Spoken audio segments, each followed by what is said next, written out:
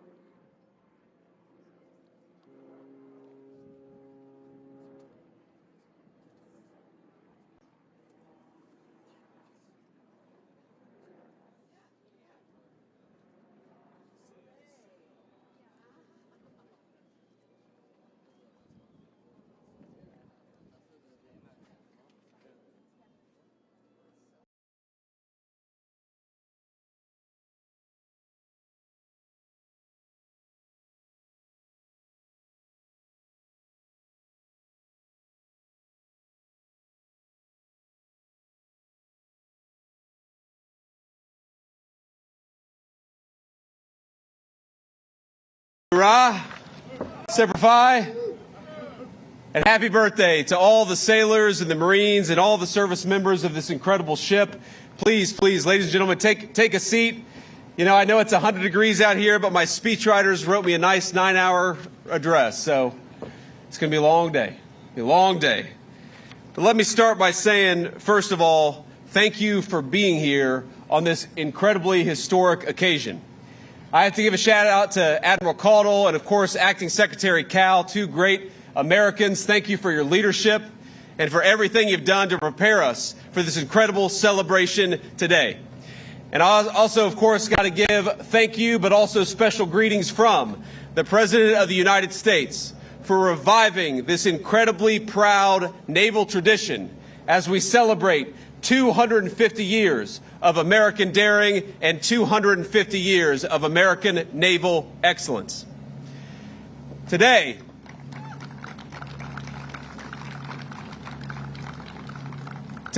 we celebrate 250 years of America facing the future without fear. We celebrate 250 years of proving what a free people can achieve by the providence of our almighty Creator. I want to welcome the incredible sailors who are with us today, all the Marines, the Coasties, and countless others from all of our forces who serve our nation and do so proudly. And I especially want to thank and welcome our wounded warriors and Gold Star families, many of New York's finest police officers and bravest firefighters, and of course we have a number of local leaders from across this tri-state area. I'm honored to welcome the dozens of Navy chiefs and other guests from other countries around the world who represent the vessels joining us in today's review.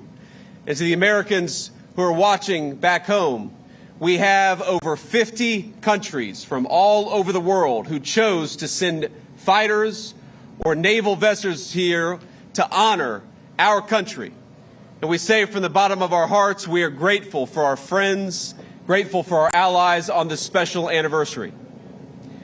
It is a very American thing to ring in 250 years of American history by parading our naval and air force might for the world to see. But I can't help but consider that 250 years ago, the waters of New York Harbor looked very, very different.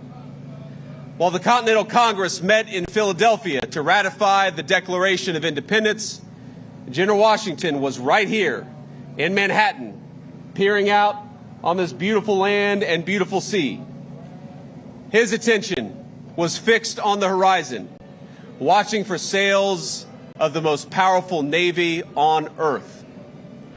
1 week before, the British had begun landing troops on Staten Island, and they had landed 32,000 in just over 6 weeks. One colonist still in the city recounted it seemed as if all of London was afloat and heading to the new nation. War was coming, and everyone knew it. By July of 1776, 80% of New York's population had emptied out in anticipation of the coming violence. And that brings us back to our great General Washington. He knew the battles to come would be bruising and would demand much of his men. But they needed to know, through hot summers and cold winters, exactly what they were being asked to fight for. And so, just a few days after the Declaration of Independence was signed, George Washington read aloud the words of the incredible Declaration. We hold these truths to be self-evident, that all men are created equal, that they are endowed by their Creator with certain unalienable rights, and that among these rights are life, liberty, and the pursuit of happiness. Even today, 250 years to the day later, these words command a tremendous power over us as Americans. For 250 years, they have stirred our hearts, and they've reminded us of who we are as a people. But to Washington's soldiers, to the people to whom they were first read, think about this, they were entirely new.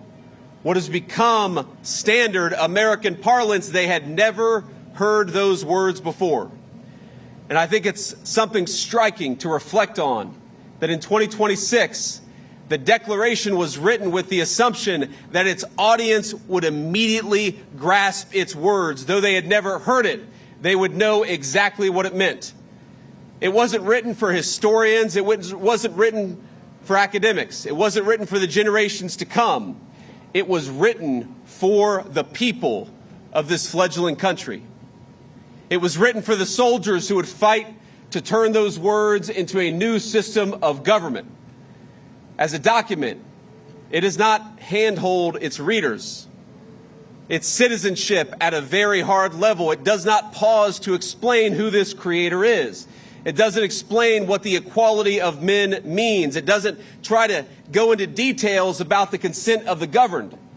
It simply declares these truths to be self-evident. 250 years later, it's worth asking, self-evident to whom? The Declaration proclaims truths the founders believed to all mankind, yes, but it says those truths in language intended to be familiar specifically to the American nation that it was authored to, authored by, and authored for.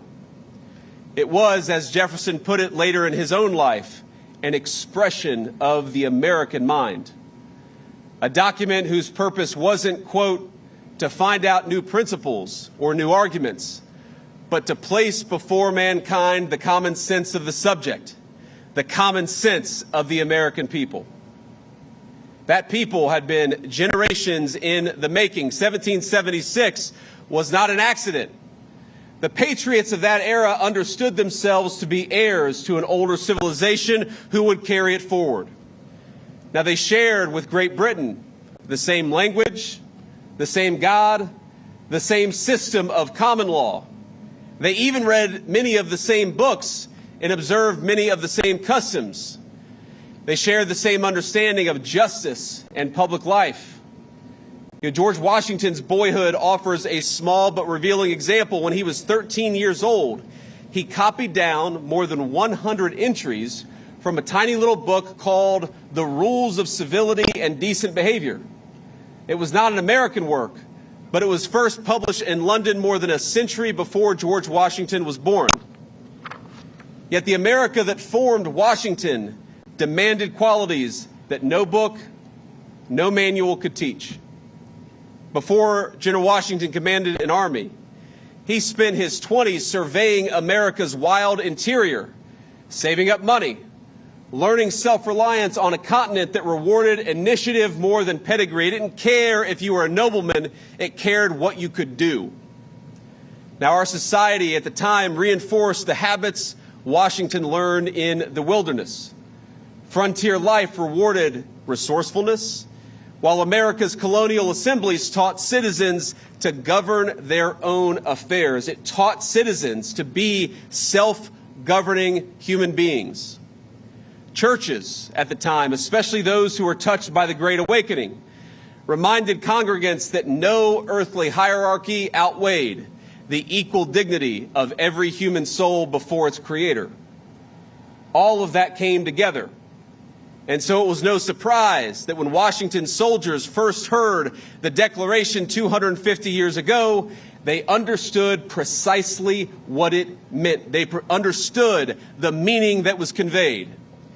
It was seismic, but it was their birthright as citizens of this new republic. The words might have been new, but they expressed a feeling, something that already lived in the heart of every single American patriot, and I believe those words still live in the heart of every single American patriot today.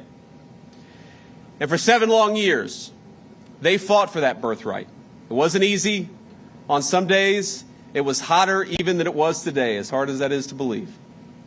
Many suffered and died for that dream and died for those principles.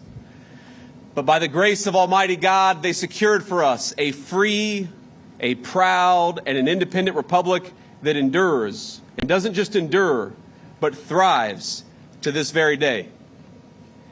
As Washington traded in the uniform for the presidency, he remained preoccupied with the physical land that had shaped him.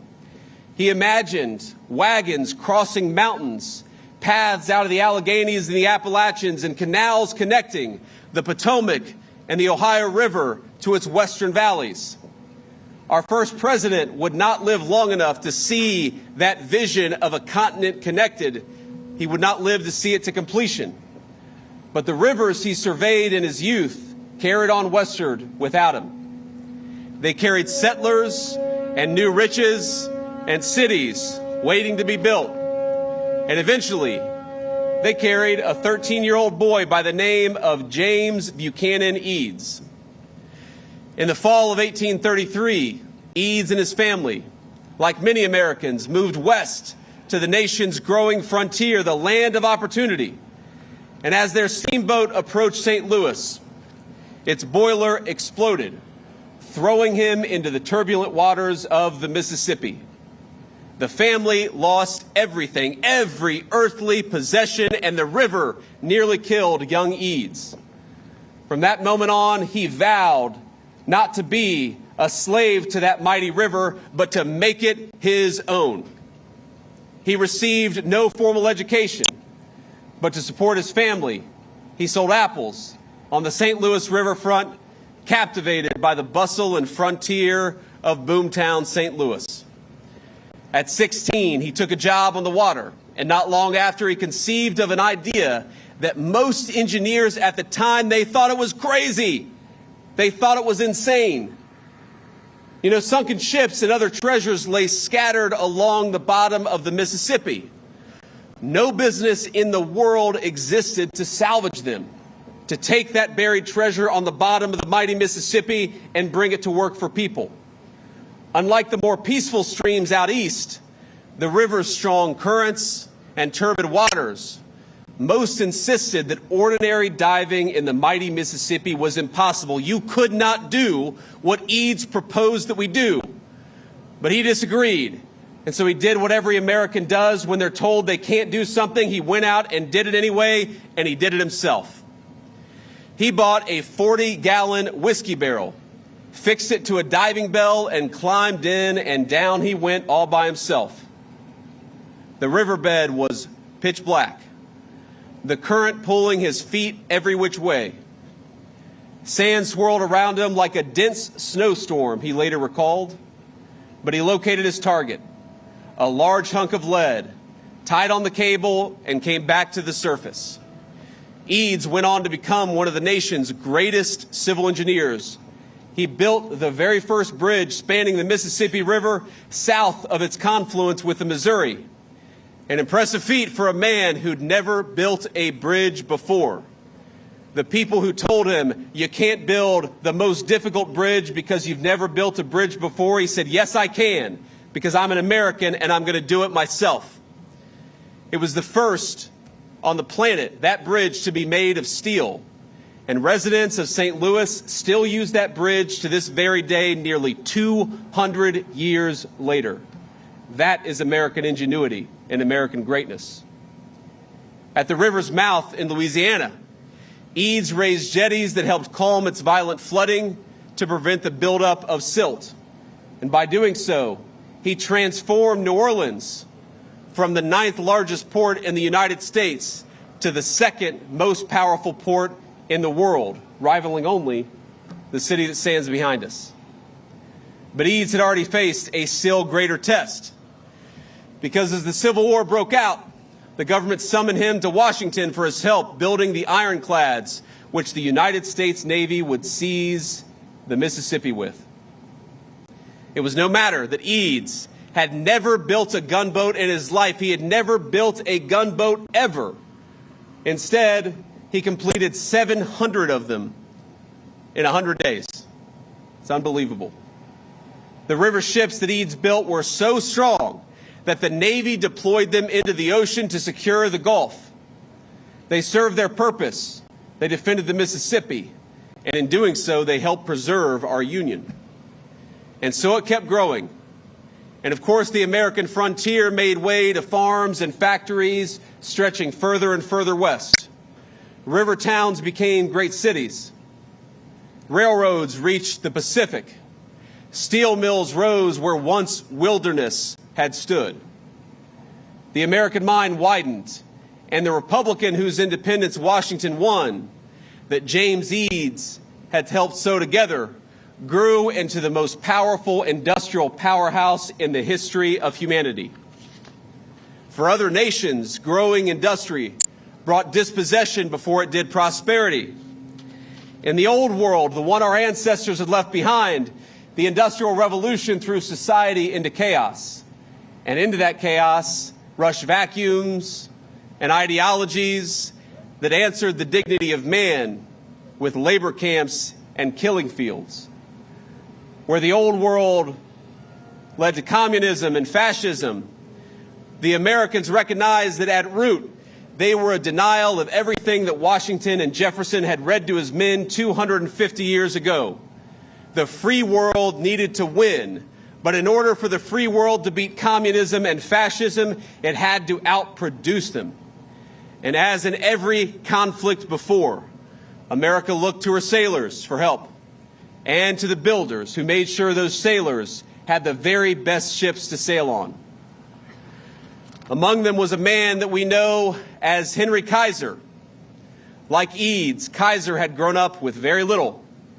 The son of German immigrants, he dropped out of school at 13 to work the stockroom at a dry goods store in Utica, making $1.50 a week and commuting 4 miles each way on foot.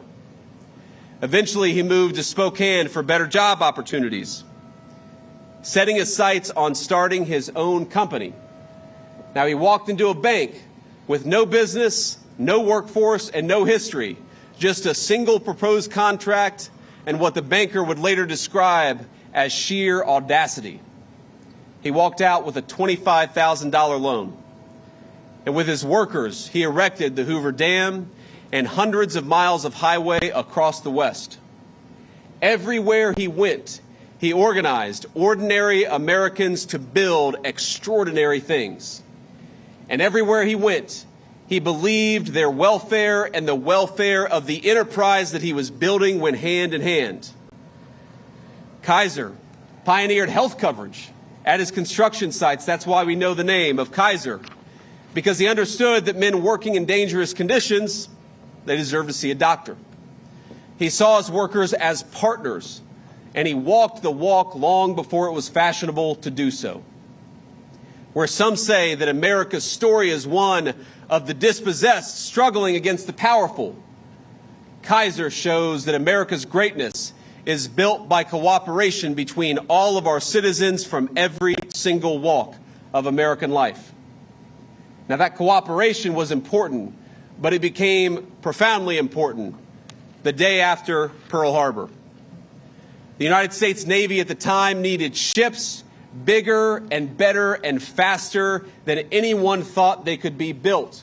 We didn't have the biggest Navy in the world, but we needed one, and we needed one fast. So Kaiser did what Americans always do when confronted with the impossible. He put it on his shoulders and said, let's go do it. Kaiser had never made a ship in his life, but that wasn't going to stop him. First, he built shipyards all up and down the Pacific coast. Then he filled them with American workers, 250,000 of them. Farm boys from Iowa, miners from Appalachia, mothers from Detroit who had never held a welding torch. Together they launched nearly 15,000 Liberty ships, vessels that carried American cargo and sailors across 2 oceans. His Richmond Yard built one of them, the SS Robert E. Peary, in an astonishing 4 days and 15 hours. The shipbuilders Kaiser hired, they weren't just a means to an end, they were his partners. Kaiser looked at his workers and saw people, Americans who got sick, who had families to raise, who showed up in Richmond and Portland with little more than a hat in their hand, but who had amazing potential. He saw the potential of normal Americans when unshackled from destitution. And he saw them not just as mouths to feed or as workers to pay. He saw them as fellow citizens who could build amazing things. So he built housing near these shipyards and nursery schools to help mothers join the war effort. He extended the health plan he had started at his dams to every worker at every yard, opening it to the public after the U.S. won World War II. And though separated by generations, I tell the story of these 3 men because Kaiser and Eads and Washington, they were exactly the kind of men that Jefferson wrote the Declaration of Independence for. Kaiser was an American. He looked at what needed doing and he did it, and he trusted the men and women around them to do the same, knowing that he could only do his job if they did theirs too. Our Declaration of Independence may have spoken to universal human truths and broadly shared human desires. Of course it does. But it was a document written by and for a particular kind of people, the American people. From Jenna Washington to James Buchanan Eads, from Henry Kaiser, one of America's great shipbuilders, to the sailors standing here today. And by the way, what you folks watching at home on TV may not realize is that everything that you saw, everything that you see today was destroyed last night in a storm, but these great sailors rebuilt it in 12 hours so that you all could be here, so that we could have this amazing procession, and so we could celebrate our 250th birthday in style.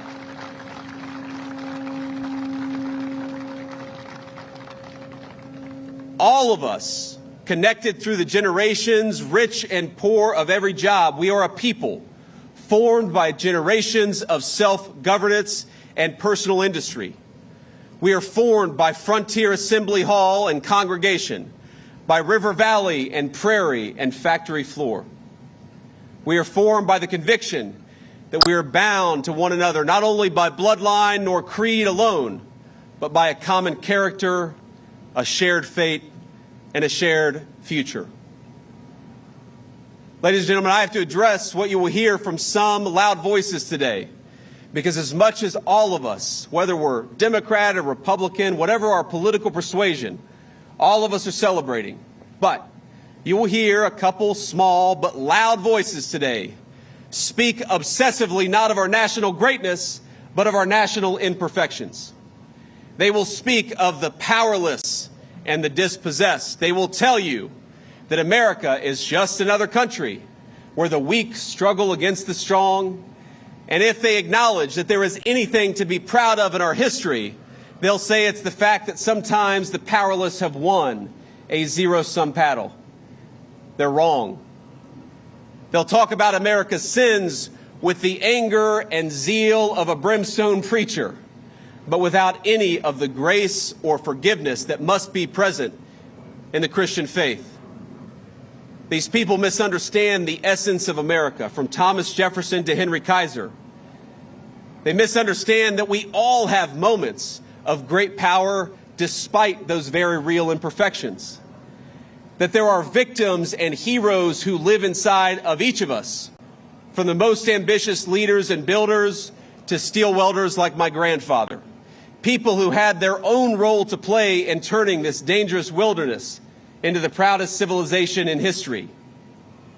So what I'd ask you to do, my fellow Americans, on our 250th birthday, is to reject the two-dimensional view of your fellow citizens and reject the two-dimensional view of your country. Reject that America is a place for zero-sum thinking, because it is not. Our history is one of people carving a great civilization out of the wilderness. Reject the view of your nation that sees only its sins, but not its grace and its greatness. Everything that we have done as a country, we have done together. Not as citizens divided against each other, but as a common people working towards a common future. When we won our independence, we were led by General Washington to liberty and greatness, but marching ahead of him were thousands of boys from all over the new nation who gave Washington's military genius its foundation and its firepower.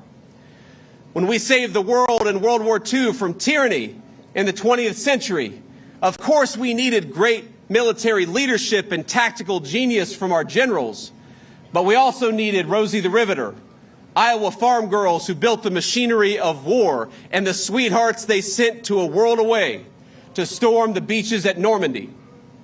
When we went to the moon, of course our great astronauts flew the rockets and our great men of science and engineering built them. But there were clerks and janitors and welders like my grandfather who each played their distinctive American part. All of us have a part. All of us had our part, our role to play in creating 250 years of a proud American story. And all of us will need to do our part to create the next 250 years of American greatness. So I say to all my fellow Americans, I'm proud of you. Happy birthday. And happy birthday to our great nation. Today, my friends, we celebrate. And tomorrow we get back to work. God bless you. Thank you for having me. Hello, Detroit auto worker, let me thank you for your time. You work a 40-hour week for a living, just to send it on down the line. Hello, Pittsburgh steel mill worker, let me thank you for your time. You work a 40-hour week for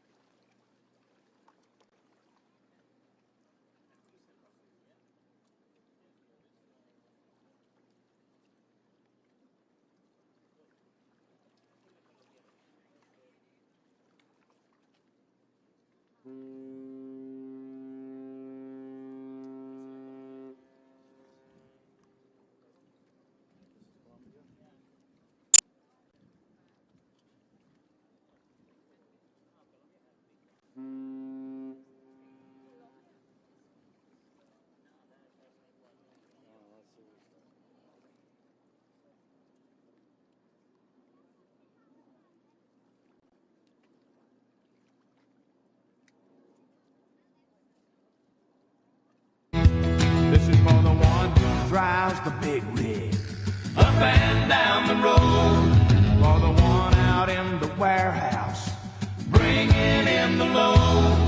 Or the waitress, the mechanic, the policeman on patrol. For everyone who works.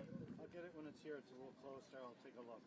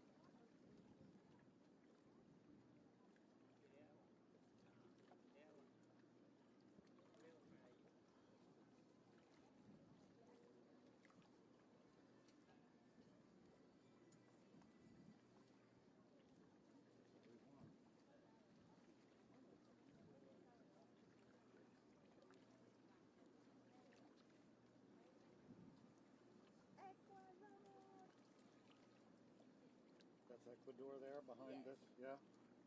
Escuela Guayas. Beautiful.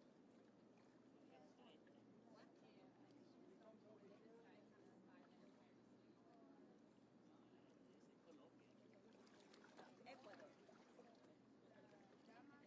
Colombia, allá.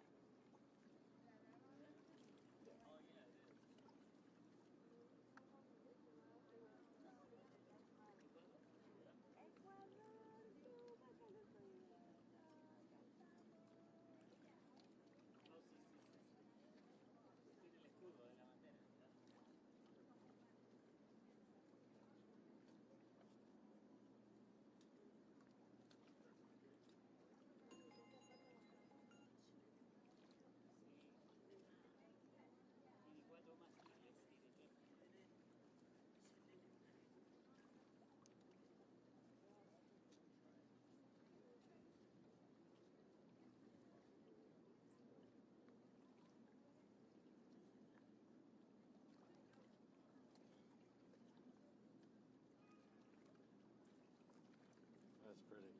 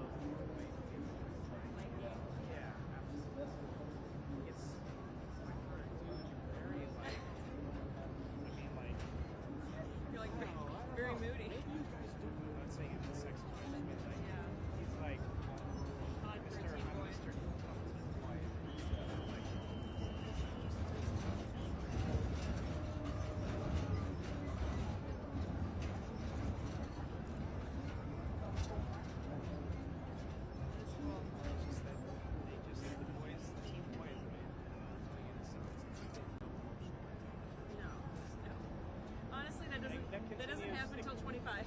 If ever, but like, especially that. Yeah. Being considerate of each other's Time. and feelings. There's no. No, that's sexy, especially because you're so strong. I'm like, oh, it's exciting. Yeah, I know. This will be the way we spend it. Really fun. Good, good. Awesome. Oh gosh, I still lose that one. I should be able to, yeah, let me text you when I end the recording.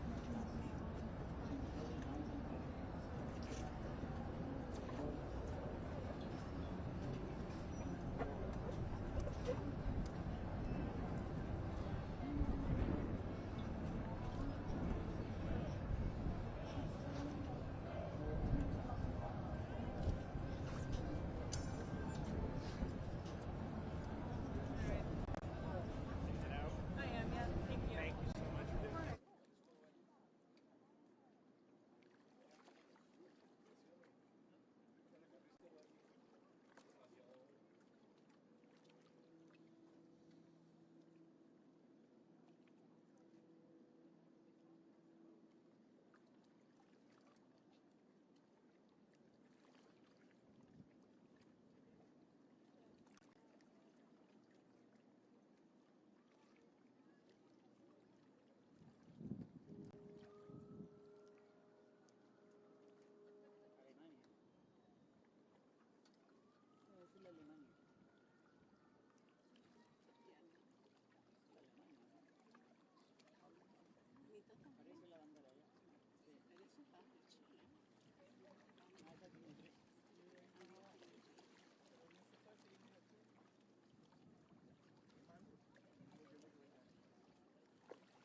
That's a pretty boat. Very pretty. Yeah, very nice. Where is that? Germany. It's a German flag, right? Yeah. Yeah.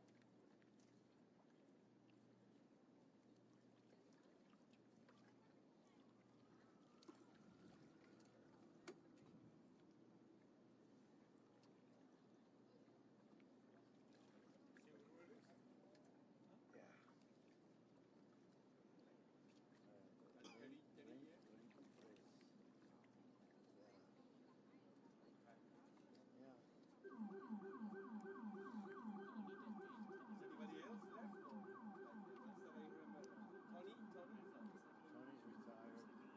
Soren's working the desk, still with us. Oh, long gone. Nicole's he's long retired since.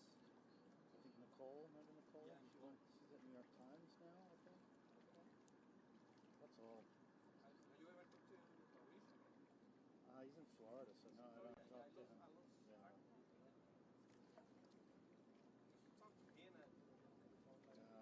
No.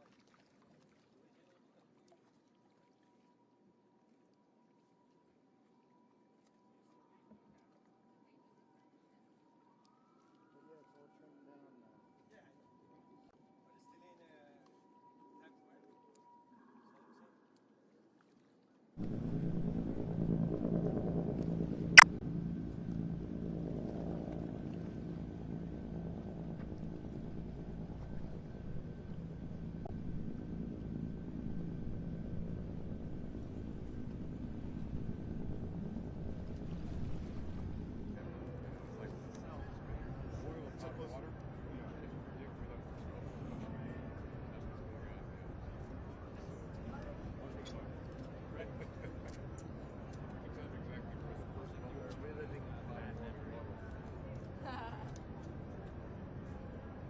Oh.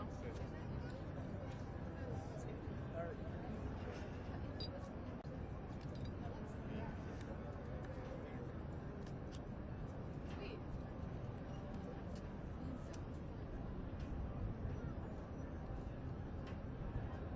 Paul, in this next set, you point out India. I think, pretty sure that's India, right? Yeah, it is. It traveled. Mexico's vertical. No, India's orange. It's India. It's orange, not red, but that looks pretty red. But I think it's safe to say India traveled, when they traveled 12,000 miles along the coast. The kids.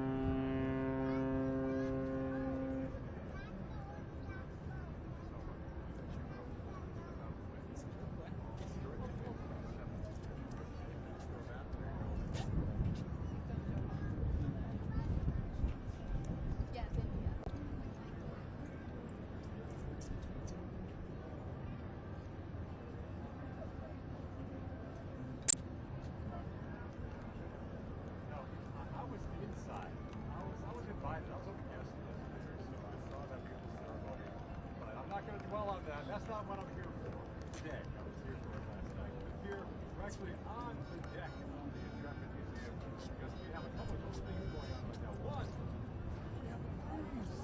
That is crazy. It's unbearable standing in the sun. Two, we have the all this new here. And this is one of the tall ships which no doubt has traveled the farthest. I believe that is the flag of the nation of India. So last count is roughly 12,000 miles away. All the way here to say happy birthday, Mark. So this is one of the 40 plus tall ships that are all part of the shape of. She sailed forth 250 here. So what a great view they have here as well as they sail up the Hudson River. And folks can also kind of head to the left. There's another tall ship down there, and that might actually be this one in between. Like one past that, another huge tall ship. Kind of glancing at the flag back there. Maybe that's the Mexican flag. What is that? Italy. Italy. Okay, Italy. And so the boat with the stripes on it, it's pretty Italian. The two white stripes. Anyways, overseas, that seems to be the thing that they wear here. But yeah, so many ships have been coming by. Earlier we had a flyover parade of so many planes, so many U.S. planes. I don't know. That flag is huge, though. I can't see it yet. Is that? They went with the red Yeah. I can't tell what that is. cells or red flag? Yeah. Good question. I saw one with red cells.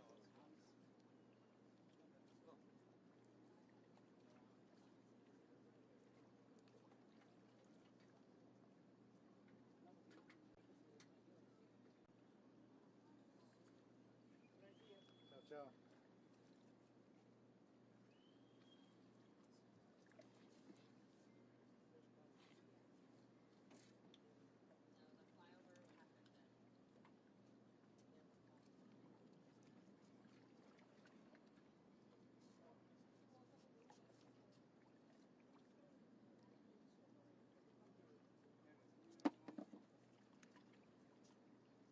You know what would be good if they had the Italian ice? Yeah, here.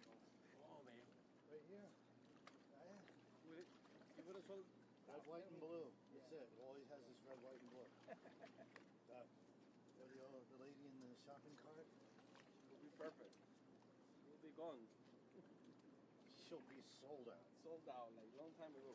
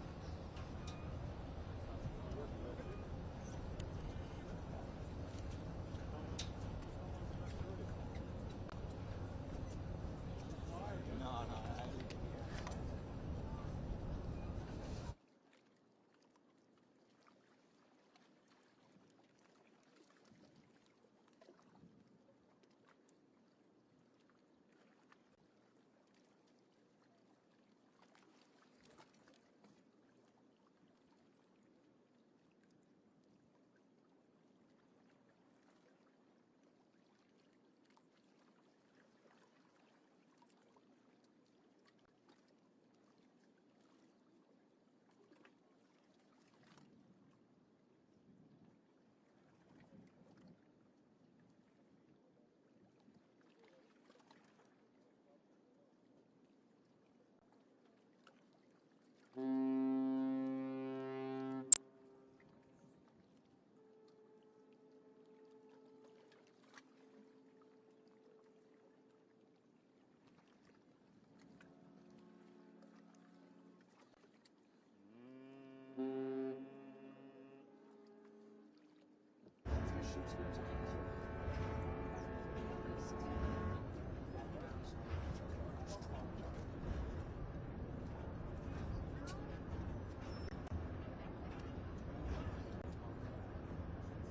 Fleet Week is underway right now. There's tons of U.S. military members here visiting. They're out in their dress uniforms as well, so easily spottable when folks are taking pictures. Remember, also, there's a huge World Cup game going on tomorrow across the river in New Jersey.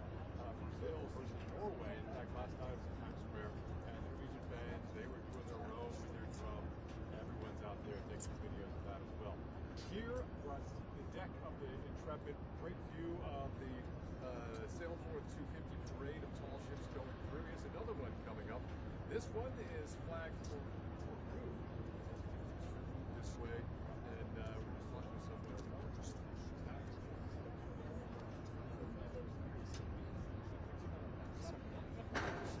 Italy over here. So probably a couple of weeks for this ship from Peru. By the way, the Italian ship we showed earlier, that was here.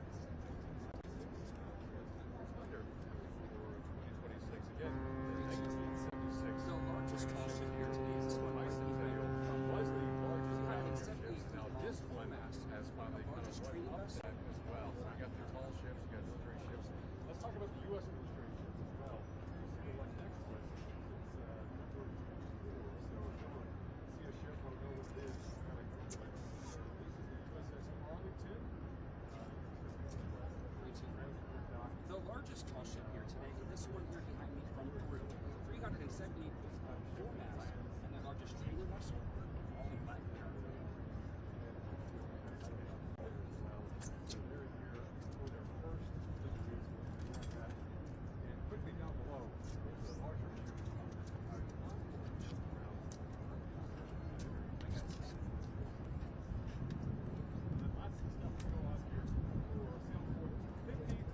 Independence Day as well as for Fleet Week right here.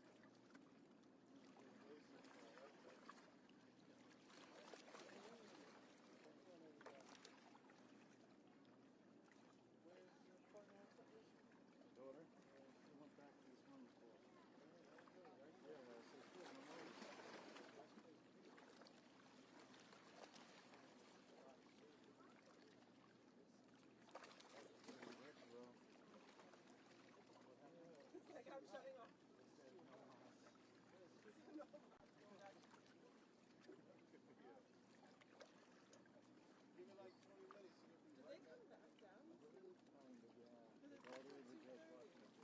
Okay, so I think that one that was the first one that came back, right?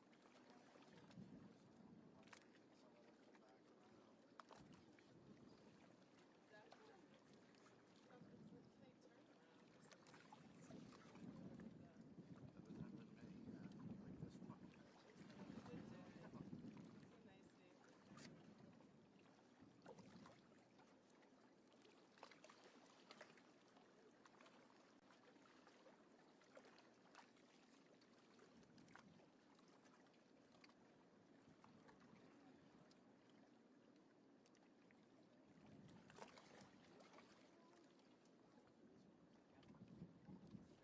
Something's a tight turnaround or something. Doesn't happen to me, like this one. It's a nice day. This big flag though.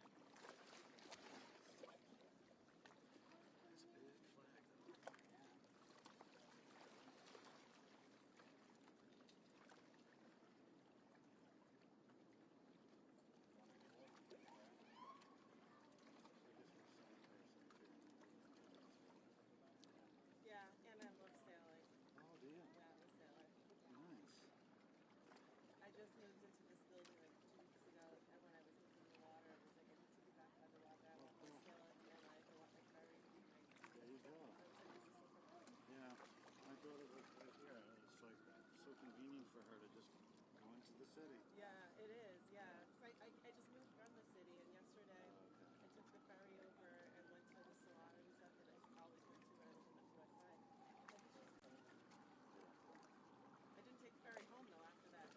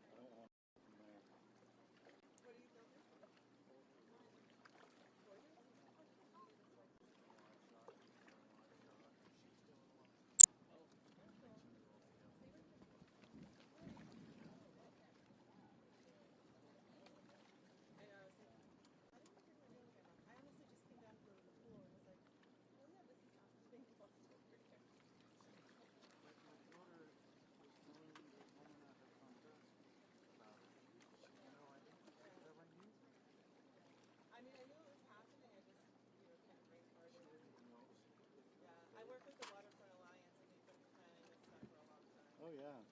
Well, they're my client. I own a production company. Oh really? Okay, cool.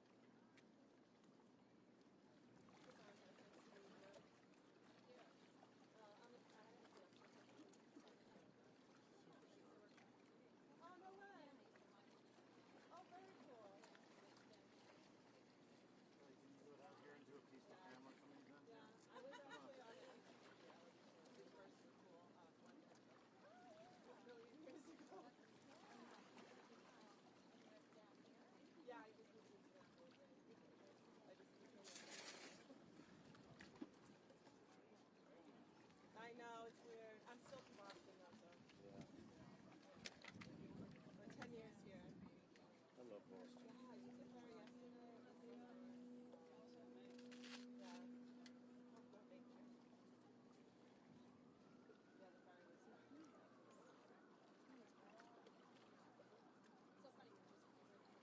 Oh, yeah. Over here? Oh, it's so cool. Oh, no. Yeah, did you see the beginning of the I sent that to my nephew Joey in it's really cool.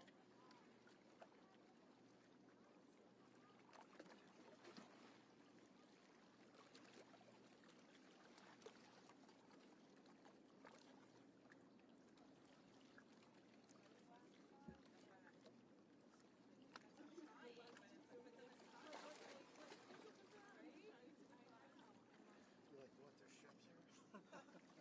This morning the sun was coming up here in the glare. It was just brutal. Couldn't see anything.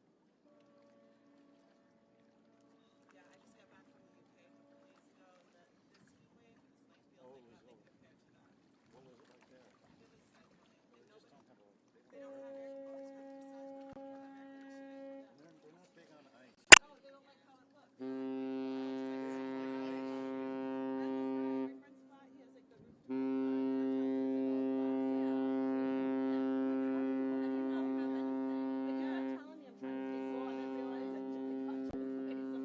I could not do this. He had one, like those little R2D2 things that you stick out, but he said his building, like the condo association, they don't like how it looks. So you get fined if they see it in your window. I was just reading something about some man that had like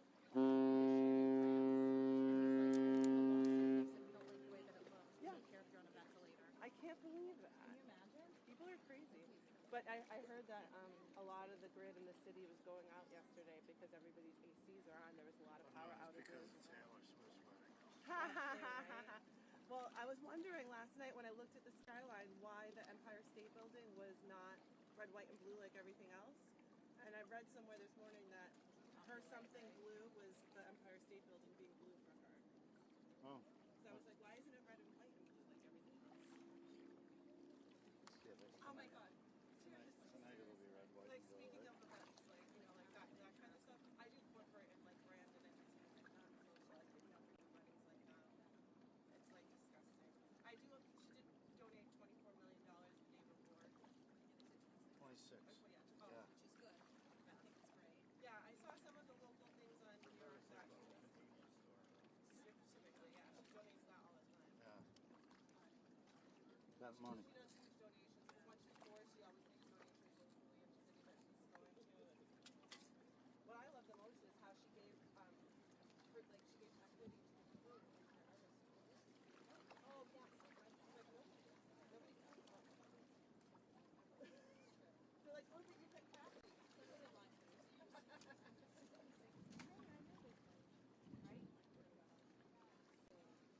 See you later. It's just different. Like, people don't, like, I feel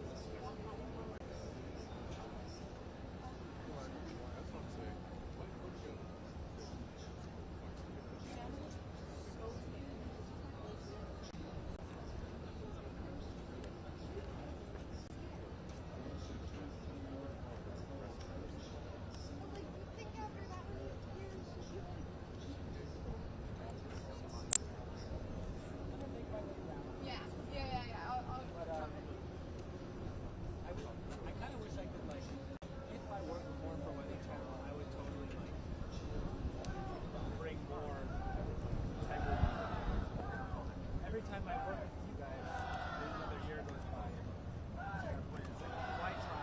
Well, I mean, why try to like fix some of these problems?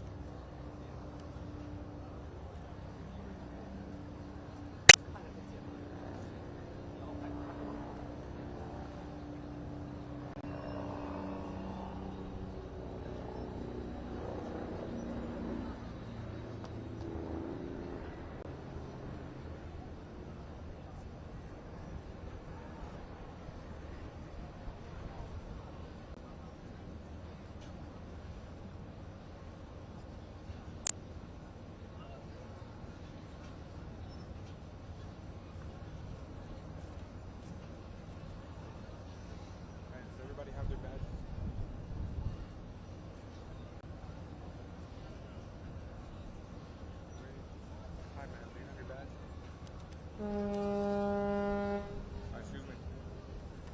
Do you have your badge?